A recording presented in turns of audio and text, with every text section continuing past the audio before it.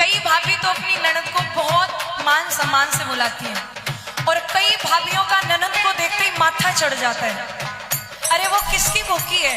तुम्हारा धन, तुम्हारा पैसा, ये सब उसको नहीं चाहिए। तुम्हारे एक सूट देने से, तुम्हारे 500 रुपए देने से वो कहीं अमीर नहीं हो जाएगी। लेकिन बहन बेटी का एक मान सम्मान होता है कि हाँ, मैं अपने भाई के घर जाती हूँ तो मेरा भाई कभी भी मुझे खाली हाथ नहीं भेजता। यूं कहने लगी, भाई जब हम छोटे थे जब कितना प्यार था, लेकिन आज ऐसी कौन सी मजबूरियां हो गई। क्यों?